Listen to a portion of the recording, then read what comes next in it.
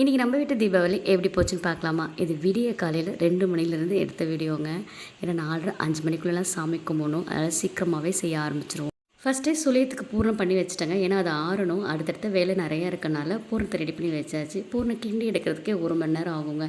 ஆனால் அதை முடிச்சுட்டு அதுக்கப்புறம் இட்லி சாம்பார் வைக்கிறதுக்காக காயெல்லாம் கட் பண்ண ஆரம்பிச்சிட்டேன். என் பசங்களை எழுப்பி விட்டுட்டே இருந்தாங்க. அவங்க 3 மணிக்கு எழுப்ப ஆரம்பித்தா தான் 4 மணிக்கெலாம் ஏஞ்சி வருவாங்க. ஏன்னா அந்த டைம் நல்லா தூங்குகிற டைமு. பூரணம் நல்லாவே ஆறிடுச்சு. உருண்டை பிடிச்சி வச்சிடலாம். ஒரு பக்கம் சாம்பார் வெந்துட்டுருக்கு. நான் பூரணத்துக்கு எப்போவுமே மைதா மாவில் நினச்சி தாங்க போடுவேன். ரொம்பவே சூப்பராக இருக்கும். சில பேர் அரிசியும் உளுந்தும் அரைச்சி அதில் சுழியம் போடுவாங்க. நாங்கள் எப்போவுமே மைதா மாவில் தான் போடுவோம். ஒவ்வொரு வீட்லேயும் ஒவ்வொரு மாதிரி சாமி கும்பிடுவாங்க. ஆனால் நம்ம வீட்டில் பார்த்திங்கன்னா எப்போவுமே 5 மணிக்குள்ளே சாமி கும்பிட்ற வழக்கங்க தீபாவளி அன்னைக்கு. நான் அம்மாக்கிட்ட சின்ன பிள்ளைலேருந்தே கேட்பேங்க, ஏம்மா விடிய விடிய கண்ணு முழிச்சு சீக்கிரமாக சாமி கும்பிடுன்றீங்க தூக்கத்தில் விட்டுட்டு அப்படின்னு கேட்பேன். அம்மா வந்து ஒரு கதை சொல்லுவாங்க. அது சின்ன பிள்ளையில கேட்ட கதை. இந்த கதை எல்லாத்துக்குமே தெரியுங்க. நரகாசுரன் ஒரு அரக்கன் இருந்தாராம். இல்லாத அட்டகாசம்லாம் பண்ணுவாராம். அப்போ சத்தியபாமா வந்து நரகாசுரனோட அம்மா. நரகாசுரனுக்கே தெரியாது. அப்போ அவங்க தான் அவங்கள கொல்றாங்க. அப்போ நரகாசுரன் சொல்லுவாராம், நான் இந்த இறந்த நாள் வந்து மக்கள் எல்லாரும் சந்தோஷமாக கொண்டாடணும். அதனால தான் தீபாவளி அன்னைக்கு நம்ம பலகாரம், பட்டாசு, புது ட்ரெஸ்ஸு இப்படி வச்சு எல்லாத்தையும் கும்பிட்றோம். சின்ன பிள்ளைல வாய் சும்மா இருக்காது. நோண்டி நோண்டி கேள்வி கேட்போம். அதெல்லாம் சரிதாம்மா, எல்லார் வீட்லேயும் 10 மணிக்கு தானே கும்பிட்றாங்க. நீங்கள் மட்டும் ஏன் எங்கள் தூக்கத்தை எழுப்பி இப்படி கும்பிட்றீங்கன்னு கேட்போம்.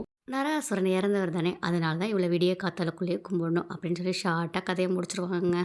அம்மா சொல்லி கொடுத்த நல்ல விஷயங்கள் எனக்கு இப்போ வரையும் தொடர்ந்துட்டுருக்குங்க. நானும் அதே மாதிரி கடைப்பிடிச்சி சாமி கும்பிட்டுட்ருக்கேன். இப்போ செஞ்சு வச்ச எல்லா பலகாரத்தையும் நம்ம இலையில வச்சிடலாங்க. எல்லாமே வீட்டில் பண்ணதான்.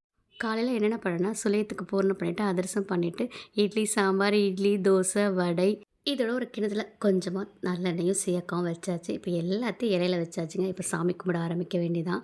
சாமி கும்பிட்டு ஒரு சரவெடியும் வச்சுட்டு வந்துட்டோம். அதுக்கப்புறம் எண்ணெய் வச்சு பசங்களுக்கு குளிக்க வச்சு எனக்கு நானே எண்ணெய் வச்சுட்டேங்க.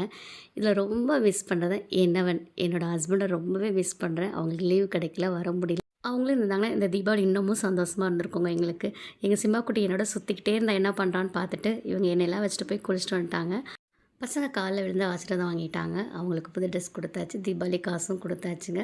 புது ட்ரெஸ் போட்டு வந்துட்டு சாப்பிட ஆரம்பித்தாச்சு. தீபாவளினாலே எல்லா வீட்லையும் நான்வெஜ் இருக்கும். எங்கள் வீட்டில் இருக்காதுங்க. ஏன்னா எப்போவுமே அமாவாசையில் தான் வரும். இந்த வருஷம் தான் அமாவாசை இல்லை. ரொம்ப ரேராக அமாவாசை இல்லாமல் வரும்.